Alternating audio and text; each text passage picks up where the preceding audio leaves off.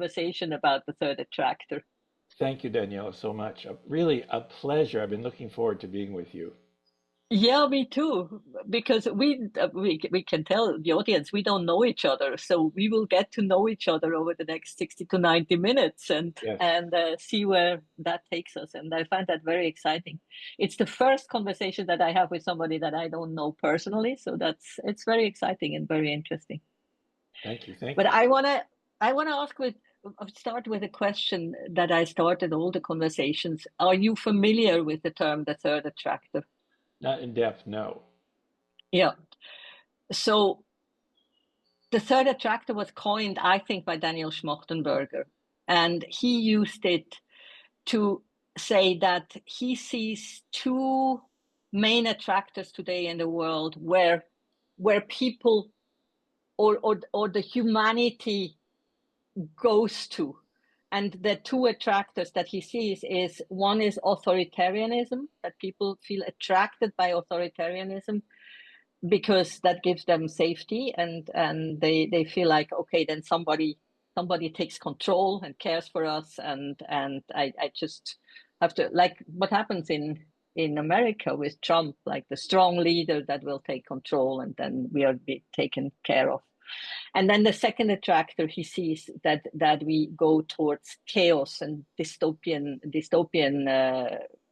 ideas because all systems crumble, and if there is no authoritarian leader that takes charge, we just crumble into destruction, into chaos. And then he says, but what we need is a third attractor. We need something that is more attractive than these two attractors. And that something, this third attractor, should be something that is coexistent between humans and environment, that includes technological advancement, but without making technology kind of the main thing, that is probably decentralized, integrative, and that just puts us, humanity, more into nature again, because we have kind of taken ourselves out of nature as if we were something else than nature. And the third attractor, in his opinion and many people's opinion, should bring us back as into seeing ourselves as part of nature, and with that also respect nature and everything that we are doing here on the globe in a respective way. So that's the theoretical idea of the third attractor.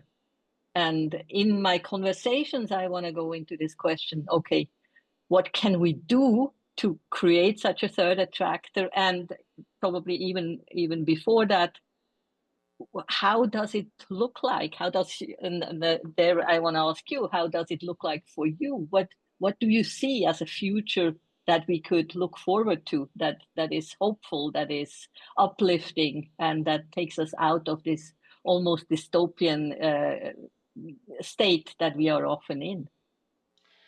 For me, what's going on, Daniela, is there's a lot of turmoil on the surface of the ocean of culture. Wars, environmental destruction, catastrophes, up and down economy, so on and so on. But, not but, and underneath that turmoil, something new is very clearly for me and lots of people I speak to arising. And that's for me where my work called Project Heaven on Earth comes in. In essence, my work is about the new story of what it means to be a human and what it means to be humanity, both the individual and the collective.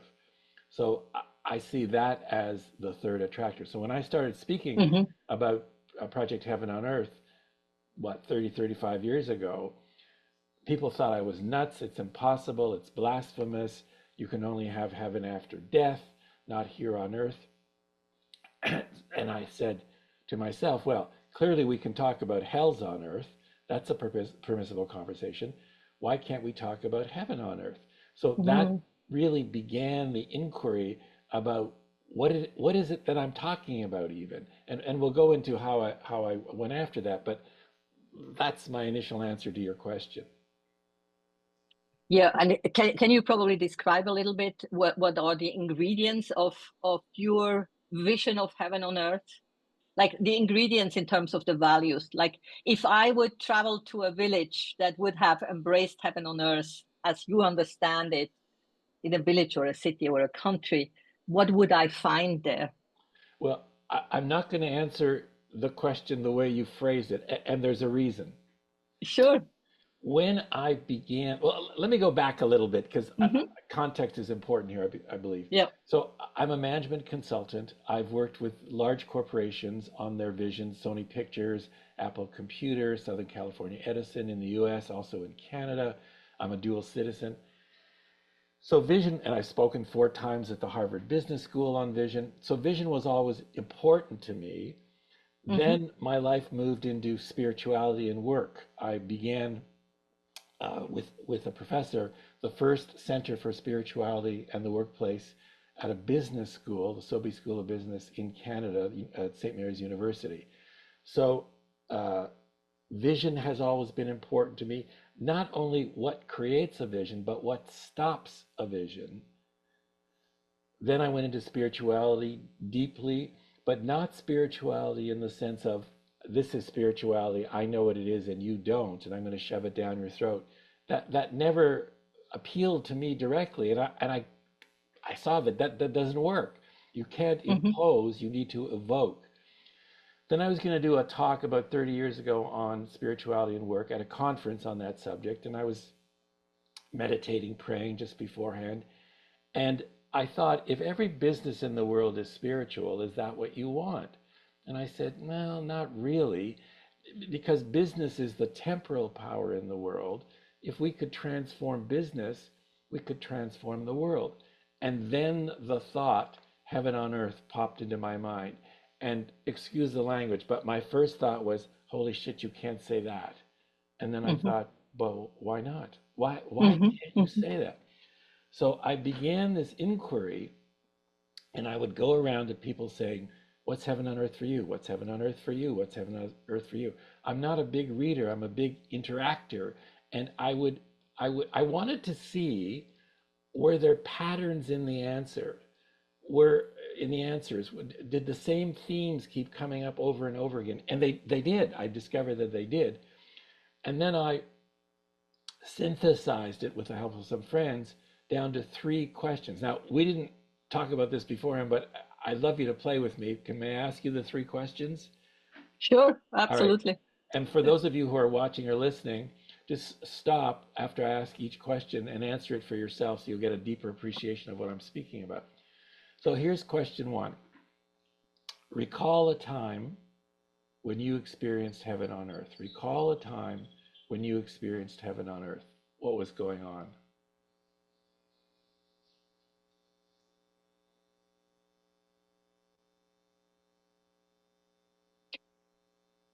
It was every time when I was with like-minded people cohering cohering on the on the level of consciousness, I would say, towards a shared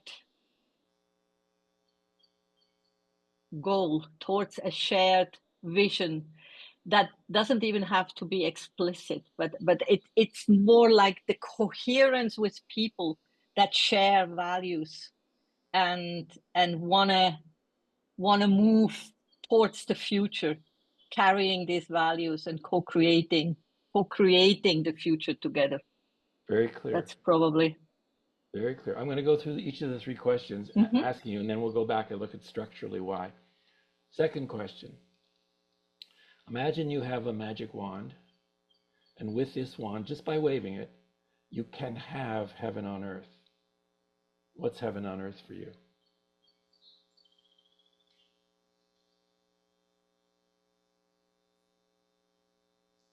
It's it's being, creating, living with people that have transcended their small selves and instead of being self-focused or focused on the on the on the benefit of the whole, on the benefit of your humanity, of the on the benefit of the globe, on on something that is not self pointing back to each and everyone, but pointing forward towards toward changing the big picture. Very clear. Very clear. And then the third question, what simple, easy, concrete steps will you take to move that heaven on earth forward? To achieve that heaven on earth, or to, if we have it already, to keep it? I'll let you answer the question the way you see it.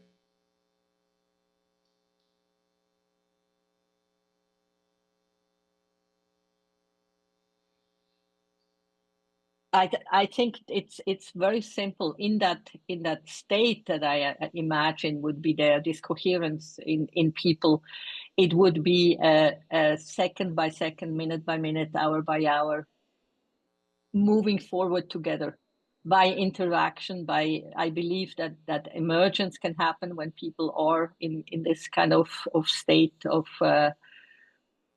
freedom or liberation, as we call it in our lineage, and then can move together, not with a big vision that is written down, but with the attention on what is appropriate, what needs to happen in this context. And then if people, 10, 20, 100,000 people could move forward in that way, we could not create heaven on earth if we could do that. Very clear. Thank you, Danielle. Let's go through the questions. Question 1, recall a time when you experienced heaven on earth. What's interesting, I want you to note, is that I did not define what I mean by heaven on earth. Mm-hmm. And yet you answered the question. You said, every time I'm with like-minded people, we're cohering in consciousness toward a shared goal, vision, co-creating together. It's that there is an already knowing, I say, within the soul about what heaven on earth is. And so when the question is asked, recall a time when you experienced heaven on earth. Oh, bang. Mm-hmm. And what astounds me, Daniela, is about 99% of people just answer the question. Occasionally somebody will say, what do you mean by heaven on earth? I won't answer. Mm-hmm. I'll turn it back to the person. Okay, that's question 1. Mm-hmm. Question 2, here's a magic wand, and with it you can have heaven on earth. What's heaven on earth for you? The reason for the magic wand is it removes the necessity of you having to know how you're going to do it. Mm-hmm. It takes the mind, the logic mind, and just places it aside, because it's not your business, it's the magic wand's business. Oh, well, if I don't have to know how to do it, let me tell you. And out it comes. Being, I wrote too fast here. Being, creating, living together, unconcerned with the small self, toward the moving toward the benefit of humanity, moving the future forward. You knew exactly what it is for you. Mm-hmm. And then the third question, because I don't want to just leave it at the second question, what's heaven on earth, that discovery. I actually want you to engage. And you went right to it, second by second, minute by minute, hour by hour, moving forward together. Everybody attention on what's happening, what's appearing. So let me just stop there and get your reaction to the questions. Then I'll just describe why more, but I want to get your input. I think it's wonderful questions to ask people, and what I feel like I'm not sure that I am the ideal test person for the question, but you have done it with thousands of people, I guess, because as we said before we went on the recording, my teacher Andrew Cohen used the term creating heaven on earth for what we did in our spiritual lineage, because his teaching is a teaching that brings together being and becoming. So it's a spiritual teaching that doesn't only transcend the world, but that wants us to be very active and co-creative in the world. And his and our definition of heaven on earth is exactly this: that we can stay in the open, liberated mind of awakened consciousness and come together in that awakened consciousness and then create together. And that is, and it feels like heaven. This is not a theory. This No. is experiential. You know that, and I know that. When you can enter that space with other people, that is heaven on earth. There is no question, and it has very little to do with the outer circumstances or luxury or money or achievements. It's the state itself feels like heaven on earth. Well, and let me go deeper into your statements. So you'll notice that nowhere in that interaction did I define heaven on earth. I didn't say what it Mm, was. And the rationale behind that is I don't want to, this is heaven on earth. I know what it is, Daniela. You don't. Boom, you got to buy my definition. Doesn't work. Imposition exactly. doesn't work. Evocation, even if we never meet again, I've unlocked that knowing, that already knowing, and that daily action to co-create more and more and more of it. So that's when I said earlier, the new story of what it means to be a human and what it means to be humanity, that we are consciously co-creating heaven on earth, that's not some far out BS theory. And we'll talk a little later about what people are actually doing to make that happen in their own way. Because Hmm.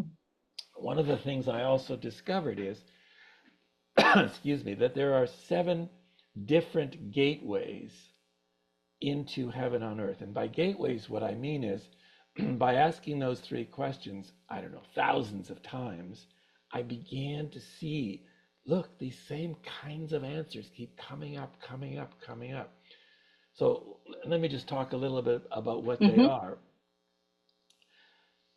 This is in no order, all right? That just is as it came up. First are those, not first, excuse me, I just said no order and then I said first. First, there are people for whom heaven on earth is inside. The way I create more heaven on earth is by having more of it inside of me. So Mm, I do art, I do walking in nature, whatever gives me more of that experience internally, I do that. And I get rid of the not heaven on earth, the hells on earth. I go to therapy, I get support from people to get past my stuff. That's those people who say heaven on earth is inside, and that's my contribution. There are other people who say heaven on earth is living a value. My wife's value is joy. You be with my wife, you have no choice. There's joy. We have a friend, Tim. His is order. You put him in the pigsty of a room and give him permission to clean it up, and he just sees. So hmm. joy, love, whatever. And the premise that those people operate under is when this particular value is present globally, it's heaven on earth. Hmm. Then there are people who talk about relationships, relationship with myself, with another, with others, with the divine. And there, you can, so you and I have this bad relationship, we sit down, we clean it up, or we have a great relationship and we keep expanding it.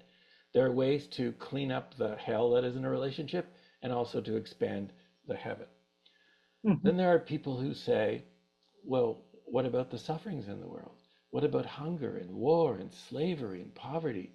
You can't, and you can feel it in them deeply. You can't have heaven on earth with those. And there's usually, Daniela, one what I call keystone suffering. An arch Yeah. bridge has the keystone. That keystone is their suffering, is their number one Mm, suffering, whether it's poverty or hunger, and you could hear it. If hmm. when Hmm. there's no suffering in the world, this particular suffering, Then, it's yeah, heaven on earth. yeah. Not make the suffering lessen, not less hunger, which is fine. No, the heaven on earth goal is no hunger, No, yeah. no war, no environmental destruction. They're very clear about that distinction. Then there are people who talk about institutions. What if government, law, media, religion, what if the purpose of the institutions of society was to create heaven on earth? What would it do and what wouldn't it do? Business. Then there are people who take on their nation. Heaven on earth. There's a wonderful woman in Austria. Uh, Austria is a heaven on earth nation. Canada is a heaven on earth nation. And the first time I heard it was with a woman in New Zealand. I thought, oh my God, that's big, isn't it? No, that's just Mm. my stuff. For her, it was so obvious, like the woman, Elizabeth, in Austria. Well, it's obvious, Martin. When I asked her, well, why? Well, because it's obvious. And then Yeah. I think that's number six. Number seven is those people who say, this here now is heaven on earth. But the belief that it's not is what keeps us from experiencing it. Mhm.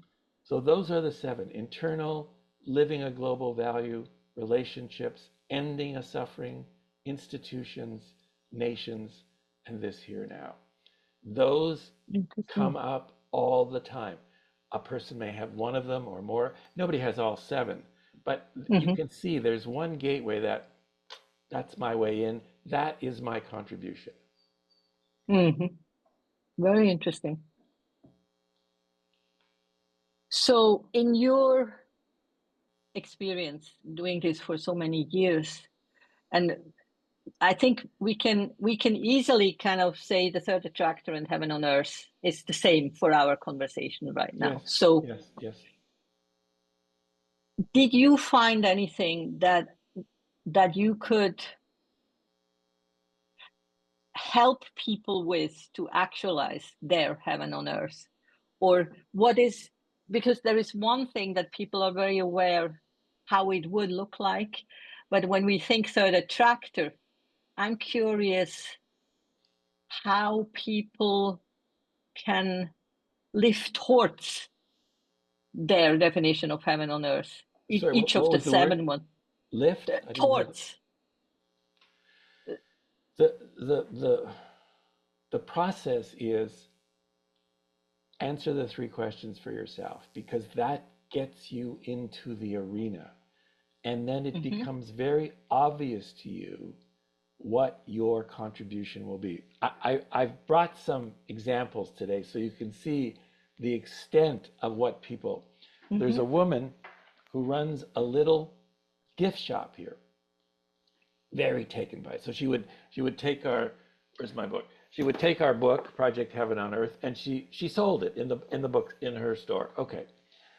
Then she made a soap. Can you see this? Mm-hmm. Yeah, Heaven on yeah, yeah, Earth. I see. She made little pewter shells that have heaven on earth in it. Ooh. There's a group of people in Kenya who make armbands that say heaven on earth. There's a coffee shop here who's made, oops, where are you? Can you see the Mm-hmm. heaven? Yep, Yep, heaven yep. on earth Heaven on earth. coffee. There's a tea merchant who has made a tea and she's Mm-hmm. blended teas. Oops, can you see that? Yep. She's Yep. blended teas from around the world because she said it's a blended tea is like our blending humanity together, different Mm-hmm. flavors coming together.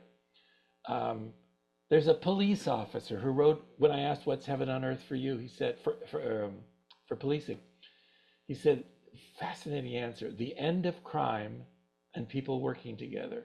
And he created a 16-page manual called Heaven on Earth for Law Enforcement. Wow. A woman, we were doing a seminar, I was doing a workshop, we're talking about sufferings in the world. And she said, I'll tell you what's up. She was mad. Violence against women. I've been to the police. I've been to the government. Nothing.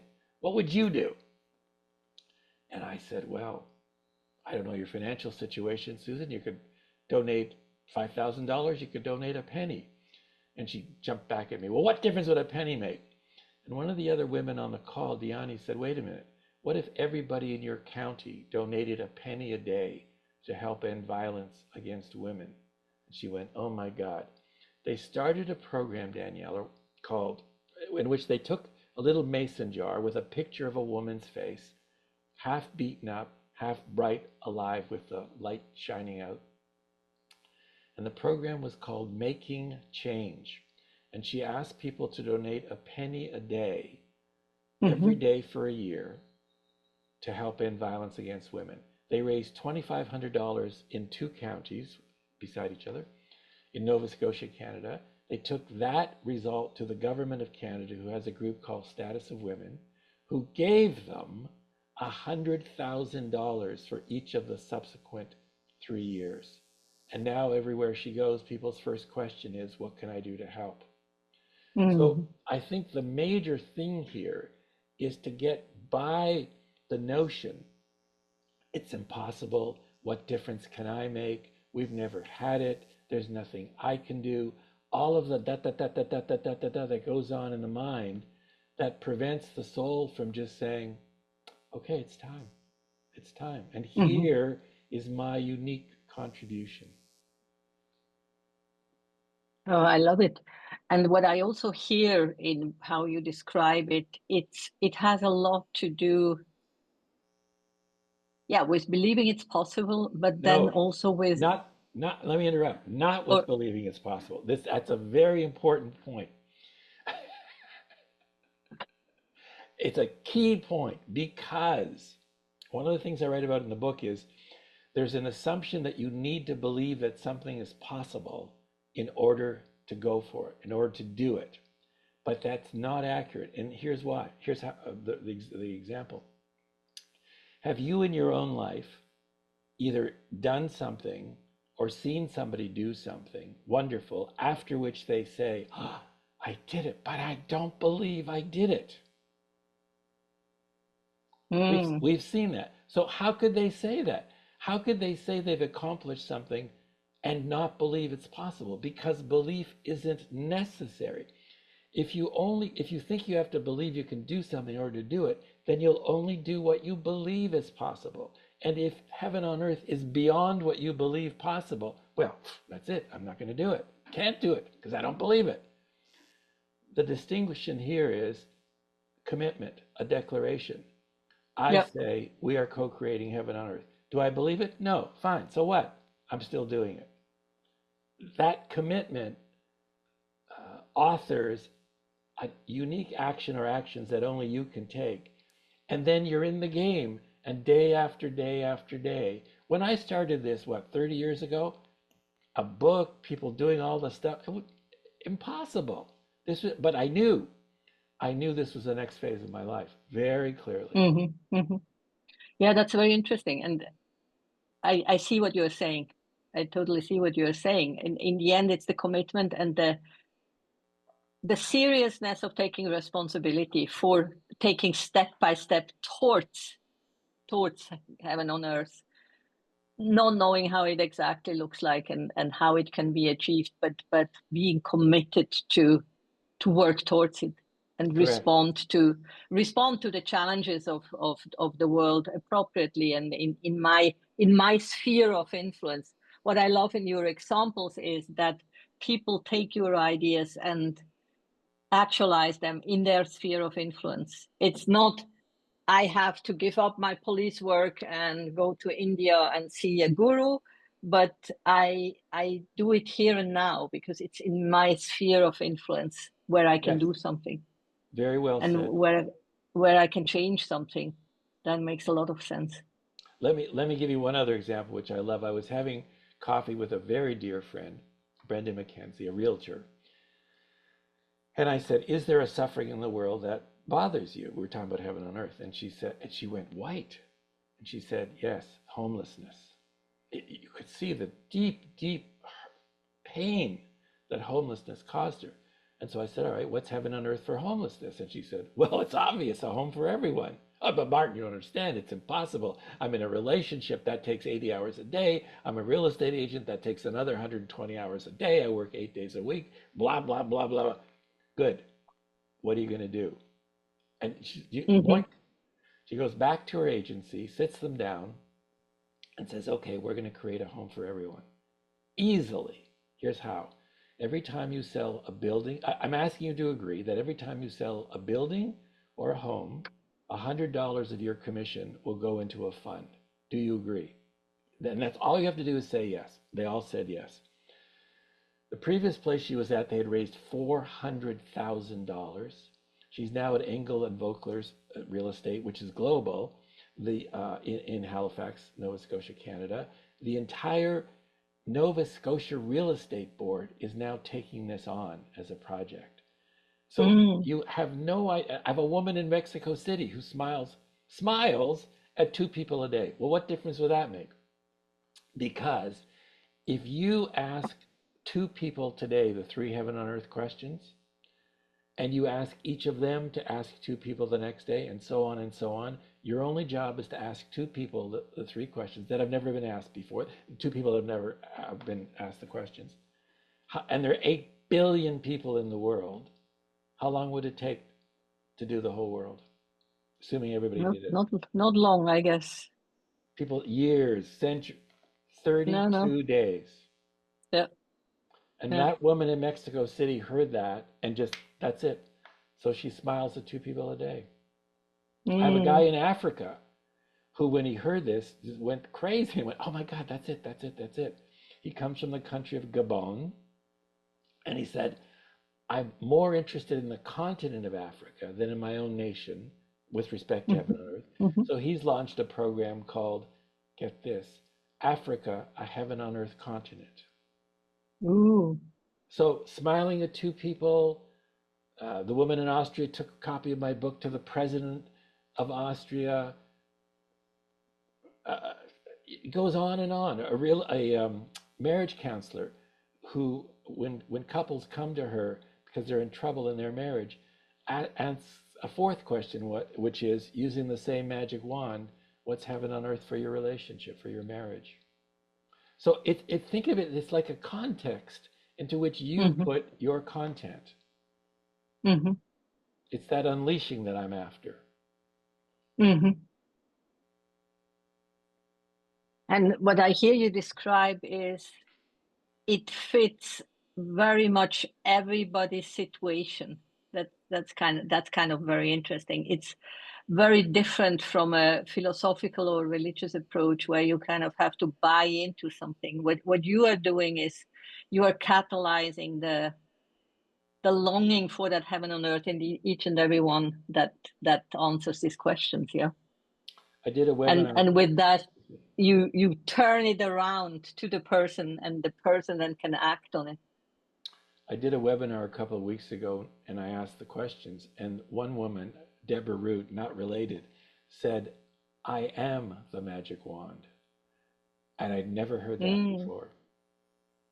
So, yes, yeah. you are the magic wand. And isn't it time, Daniela? It's Oh yeah. time. It's just time. There's too much BS in the world. On the surface, underneath it Yeah, all, yeah. it's arising. It's clearly arising. So one of the other ways I know that this is more than a good idea, in addition to all, and there are more examples, I get something called Google Alert, and I put in the phrase heaven on earth, and some days I can't read the amount of stuff that's there. Mhm. So I understand what you're doing now. I'm a very rational person also, so my question to you is, do you do you do you believe that this is the pathway to create the big change that is most probably needed in the next 20 years to turn the global ship around? Is it creating enough momentum? I see that it's very beautiful. My question is more like when you see like the really huge problems, the global problems from, yeah, all the global problems, from wars to sustainability to CO2 to energy consumption, everything. Is this gonna help? Do you believe this is gonna help, or is your approach more like probably not, but anyway, it's good to do it? No, definitely not the latter. Yeah. I feel this is my assignment. When the first time I heard the phrase heaven on earth, I knew that the next portion of my life would be about this. And at the beginning, as I said earlier, people thought I was nuts. And so I had to work past that in my own head, that you don't like me, that this is crazy, that heaven can only be after you die, or heaven is upstairs. with God and the angels, but clearly not here. You know, we were kicked out of the Garden of Eden. We can never go back. All of which I don't buy. I mean, I've looked at the Bible. We can go back to Eden. That's I think that's our Hmm. job, is to create this as Eden. So how do I answer your question? This is my commitment. Excuse me. This is my assignment. This is my Hmm. commitment. I see how it's Hmm. building and building. Um, and there is a tension, honestly. Like, is it enough? No.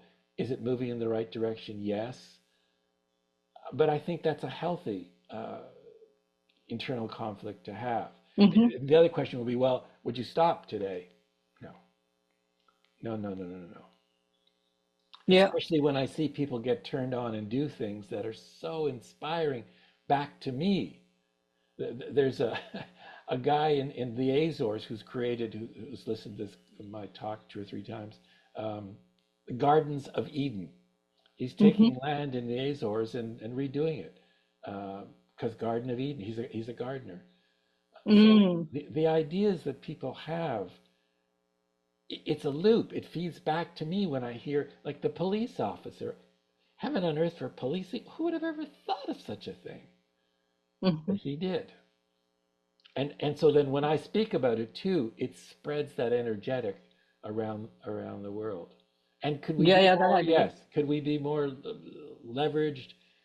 Yes, yes, yes to all of that. And so that's a constant question about how can we do it more? How can we do it better? Hmm. Constantly there. But not, it's not enough to ever stop me. That would be the end for me. Yeah, yeah, no, that I totally believe. I think where I'm reaching is how it can be sized up so that, let me rephrase, one of my conversation partners, Said Davlabani, that I have done this conversation about the third attractor, has written a book, The Second Sapiens. And he makes the point in his book that for all these ideas about how to achieve heaven on earth or the third attractor, we need to think about how people in power are starting to embrace these new ideas, because at the end of the day, as beautiful as it is to have these bottom-up approaches and everybody being able to contribute, and I think that is absolutely necessary, he makes the point that it's at the same time also necessary that people in power start to rethink how they act. So my question is probably, do you have any experience with reaching people in power that actually could then trickle down the same ideas and achieve something in a political kind of way, or as CEOs or wherever they stand in their life? Let me answer that in 2 ways. I heard a lecture once on ways of change, and it was quite brilliant. The guy said different people have different ways in which they think change occurs. One is on the individual level, I do this act. One is by Mm-hmm. group. One is by the institutions of society, like engaging media. And one is by leadership, getting the people at the Mm-hmm. top. And he said, and he asked the room to actually divide into those 4 groups based on what you thought it was. And it was almost equal. And that opened my eyes to, I see it one way, but she sees it that way, and they're all relevant and good. Mm-hmm. I Mm-hmm. did a webinar or a conference once, and this woman stood up and said, "The only way you have heaven on earth is through love. Love, that's it. Love is the way." Yeah. Following her, a guy stood up. No, the way you do it is, what are you talking about? It's silly. Love, ending hunger. And they started to get into not a physical fight, but an argument. And I went, wait, Yeah, wait, yeah. wait, wait. Our job is to support her in love, and our job is to support him in ending hunger, Mm-hmm. rather than getting into a fight, which all a fight does is I'm right, you're wrong, but nothing. So, Mm-hmm. second part, yes. So I'm now living in Prince Edward Island, Canada, which is a province, the smallest province in Canada, and the birthplace actually of Canada. And I did a Mm-hmm. video several years ago, a friend of mine, Kelly Redmond, why don't we go and get all 4 political party leaders on the island and ask them the three heaven on earth questions, plus Hmm. ask another question, which is using this magic wand, same magic wand, what's heaven on earth for Prince Edward Island? And Yeah. because it's such a small island and everybody knows everybody, we got them all, and they all answered the four questions. And so, yes, that was a way that we did that. Just as Hmm. relevant as the police officer or the real estate agent. To me, it Hmm. doesn't matter. I'm not here to, well, it seems silly to me to say, no, that's not the right way to do it. What's the Yeah, way yeah. that, right, that you want to do it? How can I, and we support you to do that? Hmm. Yeah, that makes a lot of sense. Is there any place in your thinking, this is a little bit a besides topic, of technology that can play a role in how you envision the heaven on earth unfoldment? How do you stand on the AI question and the whole technological development? I'll do that as a two-part. First, technological development. Here you are in India, and here I am in Prince Edward Island, and we're both at the same moment speaking to each other, and there's an 8.5 hour time difference, roughly halfway around the world. We couldn't have done that, what, I don't know, 20 years ago, and we're Mm. clear as a bell, hearing, seeing each other. So for me, for sure, technology has helped to spread this meme, this thought form globally. Without, and I see Hmm. it through Google Alerts. I mean, I see Hmm. it. Yeah, yeah. Um, AI, I'm still studying. I'm still learning. I think AI can help us. Um, I'm still concerned about AI and it getting out of control. I'm I see part of my job now is to get my arms more around AI, which I think is. I get a report every morning called Rundown AI, which talks about all the developments in AI. It's just it's staggering to me. This was the standard yesterday. No one's ever done that before. Oh yeah. Well, today this is Yeah, yeah, yeah. so. I mean, Have you asked your questions to ChatGPT? I have not. What a great question. You should do that. You should definitely do that. I'll ask to Perplexity, ChatGPT, and Claude. What a great Yeah, idea. exactly. And I would ask anybody who's watching this who has some insight into AI and co-creating heaven on earth. I'd love that. Ooh, I love that question, Daniela. I will do that. Oof.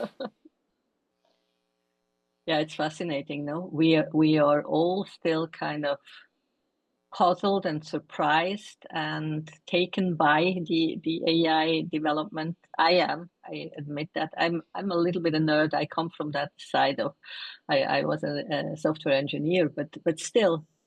And at the same time, it's also so full of risks and dangers and things we have to be watchful of so that we are not losing touch with our humanity and what it means to be human and what makes us special. I read a thing on LinkedIn this morning.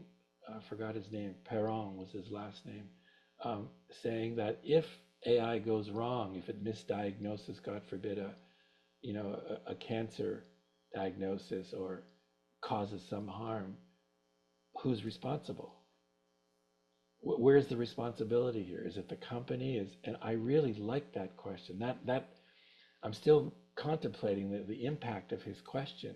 Where does the responsibility lie? We're enamored, I think, as we should be. I remember the first time I saw ChatGPT going, ah, I was in shock for 2 days. Yeah, yeah, I couldn't believe what I'd seen. Yeah. yeah, yeah. So if as you're watching this speaks to you, just I say get in touch with your own soul, with what heaven on earth is for you, with what you know it is, the already knowing that lives in your soul, and begin to make that real in the world. And that you have the power and the authority to do that, and the agency to do that.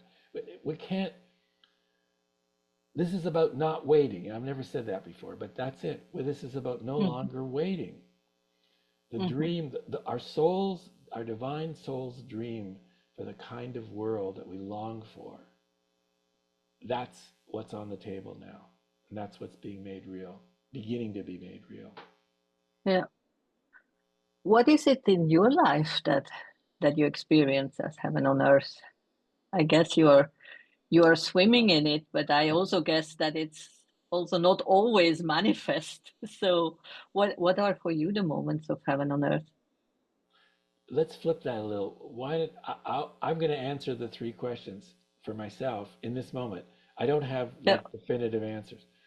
Recall a time when you experienced heaven on earth.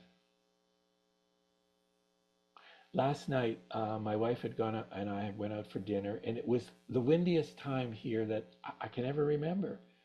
We came back home and we were just sitting, looking at each other, looking out at the ocean, the sunset with the wind, and just there was that magical. And Maida, my wife, said something about, "Isn't this amazing?" And it was, it was. So Hmm. that is definitely a time of when recall a time when I experienced heaven on earth. So here's a magic wand, Martin, and with it you can have heaven on earth. What's heaven on earth for you?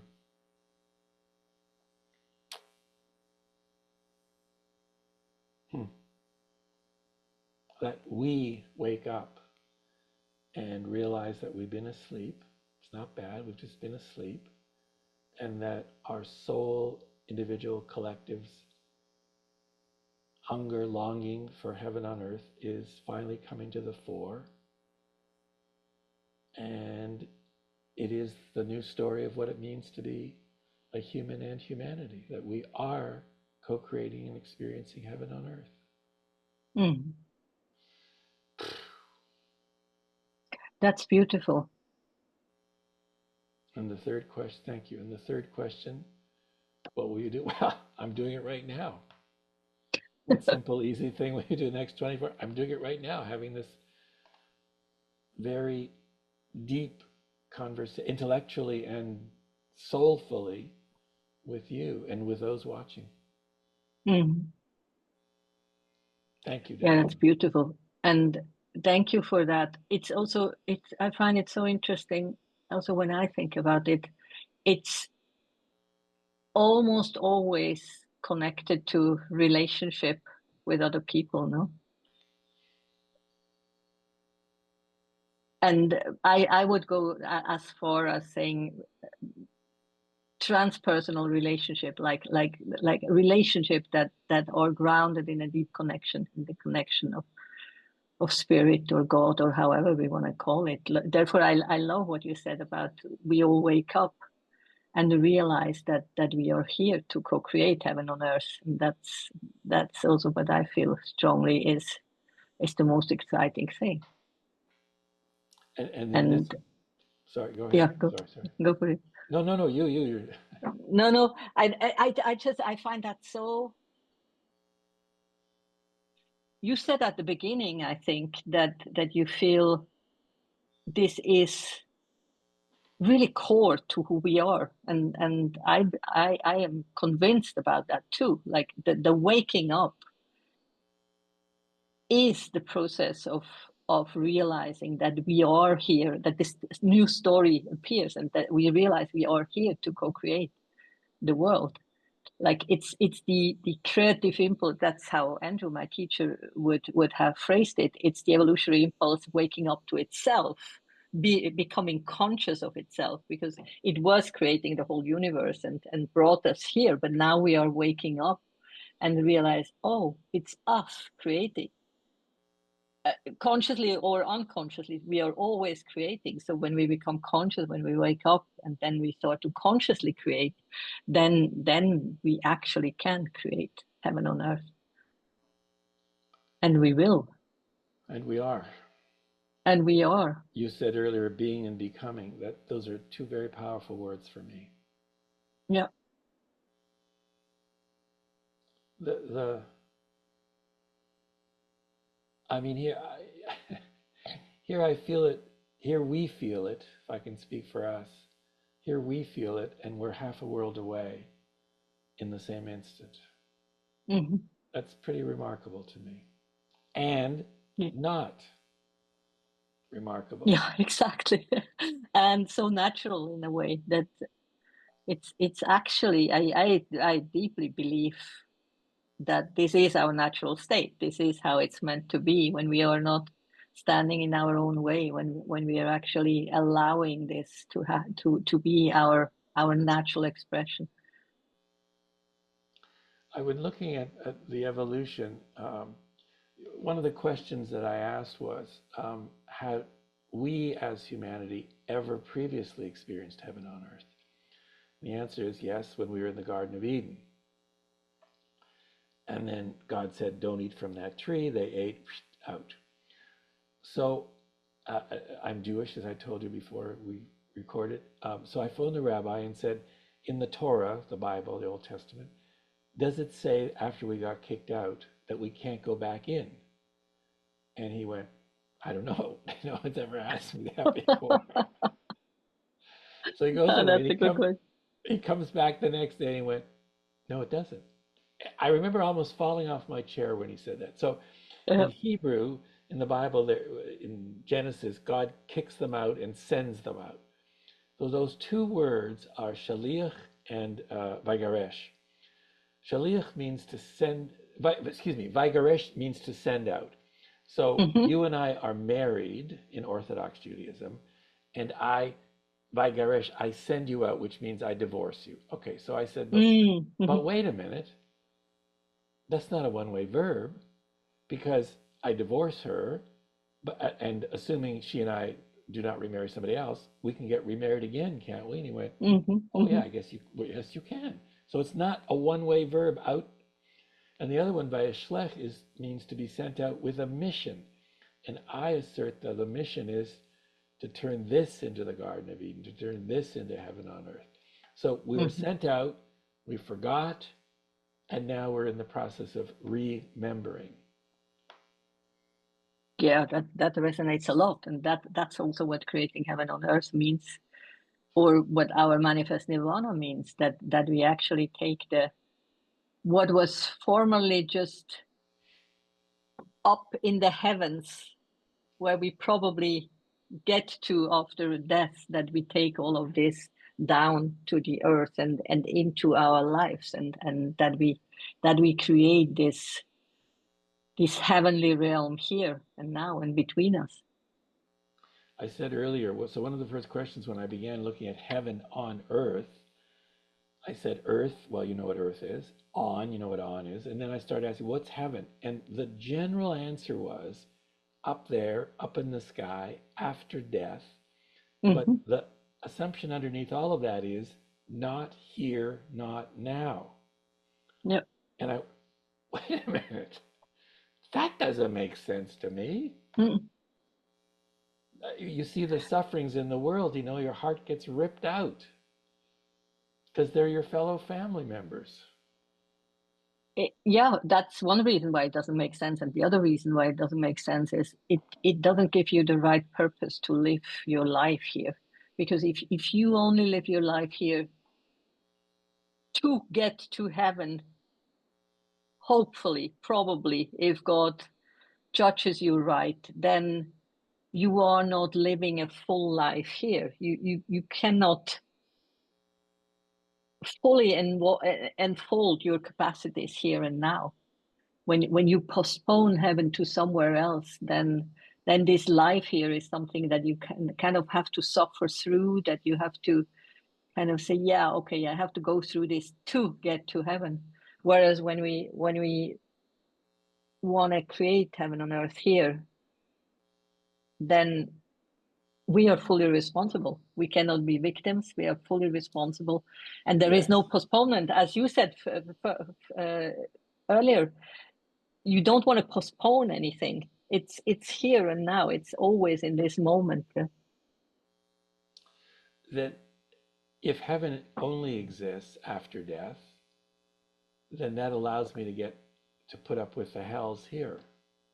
And that's not acceptable to me. I remember years ago, I can barely tell you this story. I went to Brazil, and a friend of mine took me to a home for abandoned children. And there was a 12-year-old girl with cigarette burns all over her body and catatonic, not speaking. I'd never seen anything like that in my life. I was sick. And there was a little teddy bear, and so, oh, maybe I could do something. I tried to hand it, and she reacted, and I didn't know what to do. And so I said, Hmm. I'll use my thought. I said, I apologize for this. This should never have happened to you, and we're going to do something about it. So my book, part of the dedication is to that girl. Hmm. That Hmm. suffering is unacceptable, period. Yeah. Don't have to put up with the hells on earth. Because part of heaven on earth is cleaning up the hells on earth. It's not just going for walks in nature and experiencing it, which is lovely, but it's also addressing the hells on earth and turning Hmm. those into heavens on earth. That's part of the, clearly, as I see it, part of the job. Absolutely. And at the same time, it's also one of the big challenges that there is so much suffering where we feel so powerless in being able to do anything. Like there are places where we have the power to help or do something, but there are in this internet age where we see all this suffering all over the places, it's it's hard to see it all and know that you cannot help everywhere, that there is such a small thing you can contribute. One of the chapters in my book, Project Heaven on Earth, deals with the obstacles. And one of the obstacles to heaven on earth that I discovered is people being overwhelmed by the sufferings in the world. Mm-hmm. So let us suppose last night that every parliament and government in the world had a secret session in which they outlawed feeling overwhelmed. It is now illegal to feel overwhelmed. Okay? Now what are you Yeah. going to do? For me, Yeah, yeah. it's overwhelm, with all respect, it is a form of arrogance because it's, I feel overwhelmed. I feel overwhelmed. I feel overwhelmed. Yeah. Meanwhile, the suffering's going on. I don't care about your being overwhelmed. Yeah, What are yeah, you yeah. going to do to address it? Then you get into action. So that's Yeah, very and also important. what can you actually do in your sphere of influence? That's what I always try to tell people when people are too overwhelmed. There is always something you can do in your own sphere of influence. Always. And That the, that the, the next question is, what simple, easy, concrete step will you take today? You Yeah, got to prime them to, I get you're overwhelmed, and like the woman with the violence against women, completely overwhelmed until a yeah, penny a day, and yeah, yeah. and you have no idea of the influence you have on others when they see you doing little steps or big steps, or Africa, heaven on earth continent, or a penny a day, or Hmm. Hmm. whatever, a real estate thing. It doesn't matter. It inspires people. Yeah. Have you done any work? I was just wondering in schools because I think that this would such a good seed to put into education and schools and children. There was a teacher in London, Ontario, grade 6 or 7, who loved this and wrote to every parent in the class saying, I'm going to ask these 3 heaven on earth questions, one question a week, not all at Hmm. once, right? Hmm. And they all said yes, and she did it. And I just thought that was so elegant. She got the parents' permission. She didn't overwhelm the children, young children. One question a week. I mean, Do you you can know see. how the children responded? I don't. That was years ago, and I remember being so inspired by the fact that she was going to do it. That no, Yeah, I don't know the answer. yeah, because it feels like this is something that would fit into schools, and the earlier that people can realize that it's in their hands, that children can realize that they are not victim to their lives but co-creators, then that could change a lot. Perhaps there's a teacher watching this now, who's willing to take that on, or Yeah. you in India. Uh, I've always had a special. I've never been to India, but I've always had a special feeling about India because spirituality is so normal there, which I've always loved. Um, yeah, imagine. Oh, well, I'm just imagining now from that thought of yours, Daniela, of schools taking this on as part of the curriculum. Hmm. It's so elegantly simple to teach children that, yeah, you can, because there was a 25, I was at a conference 5 or 6 years ago, and we had a break, and people were standing up talking about how they were experiencing. It was spirituality and work conference I was speaking at.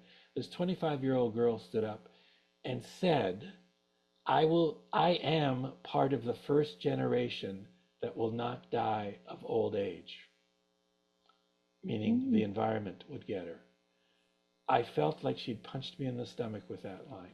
I was so upset by that line. So I remember her now, and Hmm. how Hmm. switching that around to, if that is such a deep, what you can see, what she was in essence saying is, the gateway for me is ending a suffering, and the suffering is a dirty environment. Hmm. What am I going to do to have a sustainable, clean environment? That would have been, Hmm. that's the switch. She was, you could hear her hurt in that, Hmm. and that she couldn't do anything about it. Very clear. Yeah, yeah, yeah, yeah, yeah. That makes sense. But yeah, to seed it into schools and children would be a great idea. Do you have a connection with a school or schools in India where you are? No, but I could Okay. make connections. I'm not sure this is my calling, but Oh, all right. who Okay, knows? good. Who knows? Who knows? No, but I was just thinking a little more about what you said about India, and that spirituality is so close here in India still, and that's totally true. Have you been in India? No, no, as I said, never. And it's true what you're saying, but what is also true is that suffering is also very, very close, much, much closer than in Canada or Switzerland. Or we live here in a village environment, and the situation of the villagers are very difficult. The situation of women are very difficult. Yes. Women are not treated well, but they bear a lot of responsibility for their families. Often men are drinking here in the villages and hitting the women. So it's both. Yes, spirituality is close. There is a deep belief in spirit, and at the same time, it's a hard life.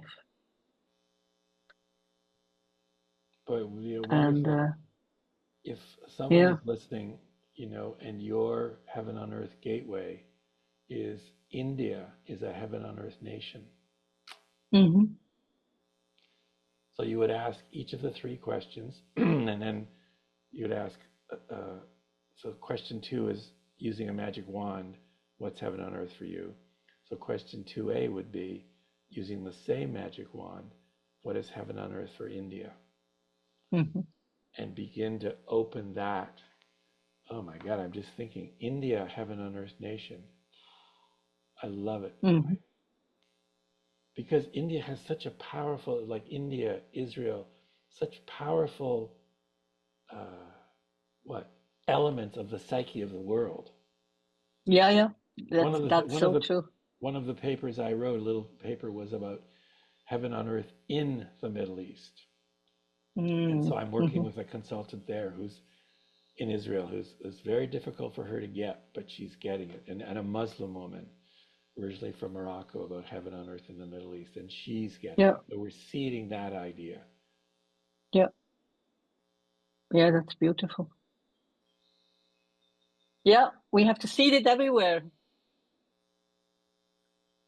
But I really like your approach. I get a lot from our conversation. Thank you, It's Daniela. uh it's very compelling what you're doing because it leaves a lot of room for it to look in many different ways and still have this coherence towards heaven on earth. No, I love that. Yeah. I want you to know I hold you in high regard, so that compliment from you means a lot to me. And Thank you. Andrew, you're welcome. As I said, Andrew was the first person other than me that I heard, well, in those days, writing about heaven on earth. So there's Hmm. that connection as well. Hmm. I have to send you a video.